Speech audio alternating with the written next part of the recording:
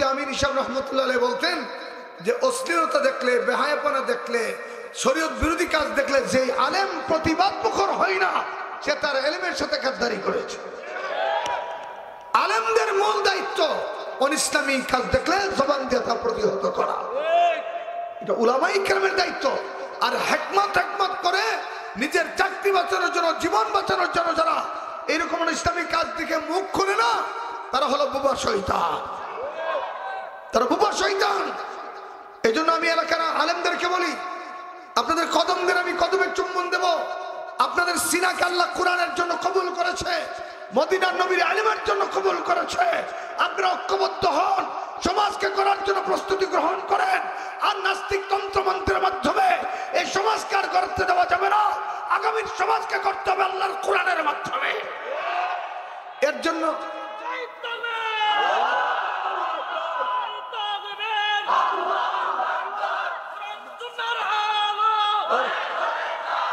ভালো করে শুনেন, ভালো করে বুঝেন, সমাজ বিনির্মাণ তারা করবে যাদের সিনাই মুহাম্মদুর রাসূলুল্লাহর ইলমের নূর আছে।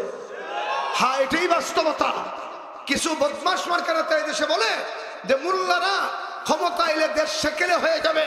তাদেরকে চ্যালেঞ্জ করে ছুড়ে দিয়ে বলি, মোল্লারা দেশ আসলে দেশ সেকেলে হবে না, বরং রাষ্ট্র হবে মুহাম্মদুর রাসূলুল্লাহর মদিনার মতো, যার বাস্তব প্রমাণ হচ্ছে বর্তমান আফগানিস্তান। ভাই কথা বলেন না কেন? আফগানিস্তানে যিনি রাষ্ট্রনায়ক আখন্দ যাই, তার মাথায় পাগড়ি, মুখে দাড়ি, পরনে পাঞ্জাবি। কথা বলেন না ঠিক কিনা? যেরকম এদের মন্ত্রীরা সাইকেল ছাড়া মন্ত্রী মিনিস্ট্রিতে যায়, এই তালেবানদের মন্ত্রীরা সাইকেল ছাড়া মন্ত্রীগিরি করতে যায়, বেতন 7,000 8,000 টাকা। আর আমরা দেশে মন্ত্রী বাদ দেন, একটা এমপি হইলই তার লক্ষ লক্ষ টাকা শুধু তারে তসরুফ করার জন্য দেওয়া হয়। এই রাষ্ট্রে কল্যাণ আসবে কেমনে? পৃথিবীর কোন রাষ্ট্র পাকিস্তান ছাড়া আফগানিস্তানকে সমর্থন দেয় নাই। এরা হাঁটি হাঁটি পা করে উন্নত বিশ্বের আমেরিকার ডলারকে তারা টেক্কা দিয়ে দিয়েছে। হ্যাঁ, কমুল্লা রাইলে রাষ্ট্র চালাতে পারো না। আমাদের আল্লামা নজরুল ইসলাম কাসিমি দামাত বারকাতুহু মালিম আরে বেটা, যার সিনায় কোরআন ঢুকে গেছে তার জন্য রাষ্ট্রটা হলো ফানিবাতের মতো। বরং আলেমদের ক্ষমতায়নের বিরুদ্ধে তারা করে যারা ক্ষমতায় থেকে রাষ্ট্রের দুর্নীতি করতে চায়। কথা বলেন না ঠিক কিনা? যেরকম এই জন্য মুফতি আমিন রহমতুল্লাহ বলে গেছেন, শুধু মিস্টার দিয়ে রাষ্ট্র চলবে না, শুধু মৌলবী দিয়ে রাষ্ট্র চলবে না, রাষ্ট্র চলবে মিস্টার মৌলবী সমন্বিত ভাবে। কথা বলেন না ঠিক কিনা? যেরকম কোন কোন পদে মিস্টাররাও থাকবে, কোন কোন পদে মৌলবীরাও থাকবে, যেন দুর্নীতিমুক্ত একটা সমাজ আমরা পেতে পারি। আল্লাহ তৌফিক দান করুন। একটু জোরে মহব্বতে বলেন না আমিন। গোটা মদিনায় সমালোচনায় মুখর হয়ে গেছে। উমর অকারণে একজন মুসলমান হত্যা করছে। আচ্ছা, আপনারা এখন সাইয়েদনা উমর কি অকারণে হত্যা করছে? যথেষ্ট কারণে তিনি হত্যা করছেন, কিন্তু গুজব তো গুজবই, ঠিক কিনা? জোরে কার বিশ্বনের আপনজনরা মুহাম্মদ রাসূলুল্লাহর আদালতে মামলা ঠুকে দিলেন। আল্লাহ নবীর আদালতে দাঁড়িয়ে ডাকতে বললেন, ওগো নবীজি, আমাদের ভাই বিশ্বরকে আপনার সাহাবী উমর বিনা কারণে হত্যা করেছে, এই হত্যার বিচার চাই। সাইয়েদনা উমরের বিরুদ্ধে যখন হত্যা মামলা রুজু করা হলো আমার নবীর আদালতে, নবীও শুনতেছেন উমর ঠিকই হত্যা করেছেন। উমরের বিরুদ্ধে হত্যা মামলার রায় দিবে, নবীর বুক দুরু দুরু করে কাঁপতেছে। কেন? অন্য সাহাবী আর উমর সাহাবী কখনো এক নয়। উমর এমন ভাগ্যবান সাহাবী যাকে আল্লাহর নবী সরাসরি স্পেশাল দোয়া করে আল্লাহর কাছে মুসলমান বানিয়েছে। উমর তো সাধারণ সাহাবী নয়, উমর তো জানতেন সাহাবী নয়, উমর এমন ভাগ্যবান সাহাবী। হাদিস শরীফের মধ্যে আসছে, ইসলামের সূচনাকালে যখন মুহাম্মদুর রাসূলুল্লাহ আরবের প্রান্তে প্রান্তে ঘুরে ডাকতে আনার বলতেন, ইয়া আইয়ুহান নাসু কুলু লা ইলাহা ইল্লাল্লাহ তুফলিহুন। ও মানব মণ্ডলী, তোমরা বলো আল্লাহ ছাড়া কোনো ইলাহ নাই, আল্লাহ ছাড়া কোনো ক্ষমতার মালিক নাই, আল্লাহ ছাড়া কোনো বিধানদাতা নাই, তোমরা কামিয়াব হয়ে যাবা। মক্কার মানুষগুলা এই দাওয়াত তো গ্রহণ করে নাই, উল্টা নবীর উপর আক্রমণ করত, হামলা চালাইত, নির্যাতনে গোটা নবী যেন নিষ্পেষিত হয়ে যাবেন এমন অবস্থায়, এমন এক কঠিন মুহূর্তে একদিন আমাদের নবী রাতের বেলা আল্লাহর কাছে দোয়া করলেন, ওগো মালিক, আরবের দুইজন মহান নেতা, একজন আবুল হাকাম আরেকজন হচ্ছে উমর ইবনুল খাত্তাব, দুইজনের একজনকে তুমি কলমা পড়ে মুসলমান বানাইয়া ইসলামকে শক্তিশালী বানাইয়া দাও। নবী দুয়ার মধ্যে মুসলমান হওয়ার জন্য উল্লেখ করেছেন নাম কয়টা? একটু জোরে বলেন না, আরো জোরে বলেন না। একটা হলো আবু জাহাল, আর একটা হলো উমর।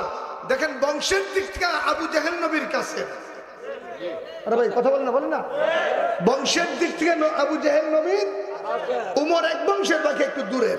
আপনারা যারা মক্কা গেছেন দেখছেন নবীর বাড়ির পরে একটা উঠান, উঠানের পরে আবু জাহেলের বাড়ি। গেছেন না আপনারা? গেছেননি? এখন ওখানে শুধু বাথরুম আর বাথরুম আছে, কিন্তু আমি খেয়াল করছি কোনটা, যে নবীর বাড়ি থেকে আবু জাহেলের বাড়ি হইয়া নবী মক্কা আল্লাহর ঘরে আসতে হতো। তো এত নিয়ারের মানুষটা সে কলমা পড়তে পারলো না, সাইয়েদনা উমরের জন্য আল্লাহ কলমা নসিব করলেন। কেন? মুফাসসিরে কেরাম লেখেন, আবু জাহেল রাসূলের বিরোধিতা করত, উমরও রাসূলের বিরোধিতা করত, কিন্তু আবু জাহেল আর উমরের বিরোধিতার ধরন ভিন্ন ছিল। আবু জাহেল বিরোধিতা করত নবীকে চিন্না, আর উমর বিরোধিতা করত নবীকে না চিন্না। সুবহানাল্লাহ, কেউ ধরে বলবেন না? বলেন, আবু জাহেল নবীর বিরোধিতা করত না, আবু জাহেল করতো সিন্না বুঝা, আর উমর করতো যেমন বুখারী শরীফের হাদিস কইতামনি, একটু জোরে করে না কইতামনি, আমাদের নবীর কামল ছিল শেষ সাথে নামাজের দ্বারা আল্লাহর কোরআন পড়তেন। সুবহানাল্লাহ, একটু জোরে বলবেন না? শেষ সাথে দ্বারা কোরআন পড়তেন। আর কাফেররা দিনের বেলা নবীর অত্যাচার করতো, কিন্তু রাতের বেলা নবীর ঘরে দাঁড়াইয়া, বাইরে বাইরে দাঁড়াইয়া নবীর কণ্ঠের কোরআন শুনতো। কেউ কেউ কোরআন শুনে কোরআনের আকর্ষণে কলমা পড়ে মুসলমান হয়ে যেতেন। একটু জোরে বলেন না সুবহানাল্লাহ। মক্কার নেতারা সর্বনাশ, এইভাবে কোরআন যদি পড়তেই থাকে আর শুনতেই থাকে, লাতুজ্জার ধর্ম তো থাকবে না। পরের দিন আবু জাহেল মিটিং কইরা একটা রায় করে দিছে, ওয়াকাল আল্লাযীনা কাফারু লা তাসমাউ লিহাযাল কুরআনি ওয়ালগাউ ফীহি লাআল্লাকুম তাগলিবুন। ডাকদা বলেন, ও কাফেরের দল শোনো, আজকের এই সিদ্ধান্তের পর থেকে কেউ লা তাসমাউ লিহাযাল কুরআন, মুহাম্মাদের কোরআনের কেউ শুনবে না, ওয়ালগাউ ফীহি, বরং যেখানে কোরআনের আওয়াজ উচ্চারিত হবে সেখানে হামলা করবা, বাধা দিবা, প্রতিহত করবা, লাআল্লাকুম তাগলিবুন, তবেই তোমরা বিজয়ী হইবা। এই ঘোষণা দিয়া আবু জাহেল বাড়ি দিয়েছে। ওই রাত্রে আবু জাহেল কো, আমার ডরে আজকে কেউ মুহাম্মাদের কোরআন শুনতে যাবে না, আজকে আমি একা একা দাঁড়ায়া নবীর কণ্ঠের কোরআন শুনবো। একটু জোরে বলেন না সুবহানাল্লাহ। সাইদি সাহেবের একটা কথা মনে গেছে গা, উনি এক জায়গায় তাফসীরে গেছিলেন, বাধা প্রদান করছিল। উনি বলছিল, দেখেন এই যারা বাধা দিতেছে এরা কলমাওয়ালা। আগের দিনের কাফেররা দিনের বেলা প্রকাশ্যে কোরআনের বিরোধিতা করতো, আর রাতে কোরআন শোনার জন্য দাঁড়ায় যাইত। আর এখনকার নামদারি বুদ্ধিজীবীরা, এরা মুসলমান নাম দেয়, নামাজও পড়ে, কিন্তু কোরআনের আওয়াজ শুনলে এদের অ্যালার্জি সৃষ্টি হয়ে যায়। বোঝা গেল এই মার্কা মুসলমানের চাইতে আবু জাহেলের ঈমান পাক্কা ছিল। কথা বলেন না, ঠিক কিনা জোরে খান? এই যে 14 বছর এই তামাশা হয়েছে মাহফিলের ব্যাপারে, বহু মাহফিল আমি তো কোথাও গেলেই না, আমরা ওয়াজ করার দরকার নাই, খাগড়াছড়ি যাবো, গিয়া যাওয়ার পরে ব্রাহ্মণবাড়ি থেকে যাওয়ার পরে হুজুর পুলিশ স্টেজ দখল করছে। ইভেন চট্টগ্রাম শহরে বাইজিদ মুস্তামিন মাজারের সাথে আমার মাহফিল, আমি জুমার পরে আমার বয়ান গিয়া দেখি পুলিশের নিজে গিয়া প্যান্ডেল ভাঙতেছে। এইভাবে হাজার হাজার আলেমের কণ্ঠকে স্তব্ধ করার জন্য পাইতারা চালিয়েছিল। আজকে তারা নাই, কোরআনের ময়দান উন্মুক্ত হয়ে গেছে। যেমন দেখেন, আমি জামাত ইসলাম করি না, মিজানুর রহমান আজারি ভাই, ওই দিনের পোলা, বয়স আমাদের অনেক ছোট, হেরে কোরআন কইতে দিলে কিও ক্ষতিটা হইতো, বরং রাষ্ট্রযন্ত্র ব্যবহার করে তার নির্বাসিত করছে। এখন বাংলাদেশের সবচেয়ে পপুলার বক্তা হচ্ছে মিজানুর রহমান আজারি। কথা বলেন না, ঠিক কিনা জোরে কর? আল্লামা মামুনুল হক আল্লাহর কোরআনের পক্ষেই তো কথা বলতেন। একটা রিসুটের নাটক সাজাইয়া বেচারা 3 বছর জেলে পড়ায় ঢুকাইয়া সরকার হেরে গেছে, মামুন সাহেব জিতে গেছে। এখন কোথাও মামুন সাহেব গেলে লক্ষ জনতা ঢোল নামে। কথা বলেন না, ঠিক কিনা জোরে বলেন? এই জন্য নির্যাতন নিপীড়ন চালে আল্লাহর কোরআন বন্ধ করা যায় না। কেন? কোরআনের হেফাজতের মালিক কে? আবু জেহেল গিয়ে সারা রাত কোরআন শুনছে। কোরআন শুনতে শুনতে কখন পুর হয়ে গেছে, দুষ্ট একজন দেখা কি আবু জেহেল কালকে না বড় বড় গলায় নবীর বিরুদ্ধে বক্তব্য দিছ, আজকে দিন নিজেই কোরআন শুনতে ব্যাপারটা কি? দুস্থ কেউ কয়ো না, মোহাম্মদ যা পড়ে এগুলো মানব রচিত কথা না, এই কথাগুলো আল্লাহ। তুমি মানো না কেন? মানলেন আমার নেতাগিরি যাবো গা। তাইলে বোঝা গেল আবু জেহেল নবীর সিন্না বিরোধিতা করতো। বলেন আবু জেহেল নবীর বিরোধিতা করছে আর উমর বিরোধিতা করছে। এই জন্য কেল্লা আনতো রওনা হচ্ছে, নবীর কেল্লা আনবো, গর্দান আনবো। আল্লাহ কো উমর গর্দান আনবি না, কলমার তীরের সামনে গর্দান দিয়ে আসবি। একটু জোরে সুবহানাল্লাহ বলবেন না? এই সাহাবী এর বিরুদ্ধে নবী রায় করবে, নবীর বুকটা দুরু দুরু কাঁপতেছে। কেন? এটা তো জানতেন সাহাবী না, আমি নিজে আল্লাহর কাছে সায়া মুসলমান বানাইছি, কিন্তু আমার আদালত ইনসাফের আদালত, আমাকে অবশ্যই সত্যের উপর রায় দিতেই হবে। নবী রায় করবে যে এই বিষয়ের লোকরা তোমরা উমরকে হত্যা করো, এই কথা মুখের আগায় আসছে, রাসূল তাকায় দেখে তার আগেই জিবরাইল নবীর দরবারে চলে এসেছে। একটু জোরে মহব্বতে বলবেন না সুবহানাল্লাহ। আল্লাহর প্রধান দূত ফেরেশতাদের মুআল্লিম হযরত জিবরাইল আমিন আলাইহিস সালাতু ওয়াস সালাম এসে ডাকদা বলেন, ওগো নবী আল্লাহর সালাম গ্রহণ করুন, আমার সালাম গ্রহণ করুন। আর আপনি উমরের বিরুদ্ধে রায় ঘোষণার আগে আল্লাহর প্রেরিত কোরআনের আয়াতটা শুনেন।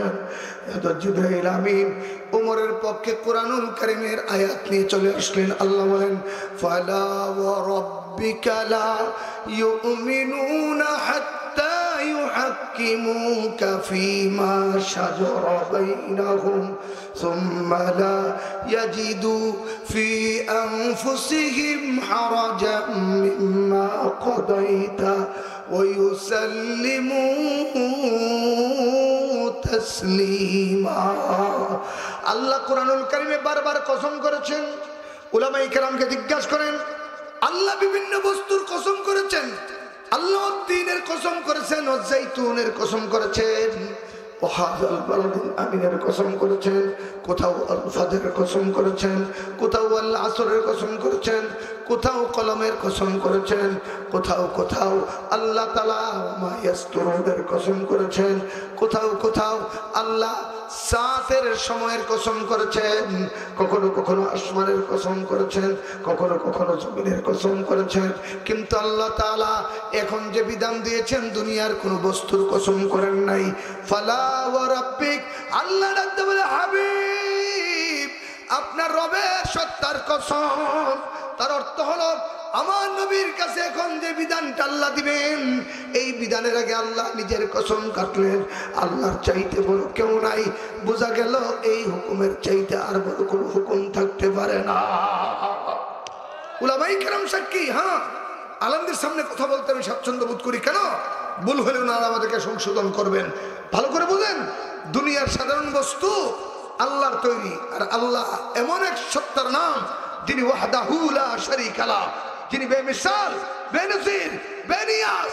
আল্লাহ বলেন আমার চাইতে দামি কেউ নাই, এই কথাটার চাইতে দামি কথা আর হবে না। বলে লা ইউমিন, সে মুমিন না হাত্তা ইউহাক্কিমুকা ফীমা শাজারা বাইনাহুম। যে ব্যক্তি সৃষ্ট সমস্যায় আপনার নবীর ফয়সালা মানবে না, আপনি নবীর বিধান মানবে না, আপনি নবীর অনুশাসন মানবে না, আপনি নবীর রায় মানবে না, সে কলমা পড়লে নামাজ পড়লো সে কাফের। হুজুর আয়াতের অর্থ ঠিক আছে নি? বলেন, আপনারা বলেন। আপনারা ঠিক করেন না, কারণ আমরা আবার হিয়ানোকে ঠিক করবেন। আলেমরা ঠিক মানে জগৎ ঠিক। কথা বলেন ঠিক কিনা? বলেন কোরআন সুন্নাহ ব্যাপারে ঠিক বলবে কারা? আলেমরা। আপনারা শুনবেন। হ্যাঁ, এটাই বাস্তবতা। বলেন আল্লাহর নবীর বিধান ফয়সালা যারা মানে না, আল্লাহর নবীর বিচার সালিক যারা মানে না, আল্লাহর নবীর আদালত যারা মানে না, আল্লাহর নবীর ন্যায় নীতি রায় যারা মানে না, রাসূল আল্লাহ কো লা ইউমিন, সে মুমিন না, সে কাফের। এতক্ষণ বুঝে থাকলে বলেন, নবীর মিলাদ পড়লাম, কিয়াম করলাম, নবীর 2-4টা সুন্নত মানলাম, কিন্তু নবীর বিধান মানলাম না, নবীর অনুশাসন মানলাম না, নবীর রায় মানলাম না, নবীর আদালত মানলাম না, সে সুন্নি না বেঈমান? একটু জোরে কান। আলেমদের কথা না, স্বয়ং আল্লাহর কথা। কোন বাপের বাড়ি থাকে এটা উল্টা সোজা কথা, যদি কোনো বাপের বেটা থাকি না উল্টা আমরা মাইনা নেব, কিন্তু দুনিয়া উল্টাবে, আল্লাহর কোরআন পরিবর্তন হবে না। লা তাবদীলা লিকালিমাতিল্লাহ। বলেন সবচেয়ে বড় কথা কার কথা? কালিমাতুল্লাহি হিয়াল উলিয়া লা তাবদীলা লিকালিমাতিল্লাহ। আল্লাহর কালিমাতের চাইতে বড় কোন কালিমাত আর হতে পারে না। আল্লাহর বিধানের চাইতে দামি বিধান আর হতে পারে না। আল্লাহর বিধান চূড়ান্ত বিধান। দুনিয়ার আইন নড়ে, দুনিয়ার আইন চড়ে। যেমন বাংলাদেশের আদালত, হা কইলে আইন হয়, না কইলে গাইন হয়। ভাই জোরে কর না। সংসদ সদস্য হইল 300, বলেন সংসদ সদস্য কতজন? 151 জন যেটার পক্ষে হা কইটা আইন, আর 151 জন যেটার পক্ষে না কইটা গাইন হয়ে যায়। তাইলে দুনিয়ার আইন হা কইলে থাকে, না কইলে নাই। কিন্তু আল্লাহর আইন আগেও যেমন এখনো তেমন, কিয়ামত পর্যন্ত থাকবে তেমন। দুনিয়ার কোনো ব্যাপারে বাটা নাই আল্লাহর বিধানকে উল্টাবে। বলেন লা তাবদীলা লিকালিমাতিল্লাহ। দুনিয়া নড়চড় হবে, উলটপালট হবে। আল্লাহর বিধান যেমন ছিল তেমন আছে, তেমন থাকবে। কেন? এর হেফাজতের মালিক কে? একটু জোরে বলেন না, হেফাজতের মালিক কে?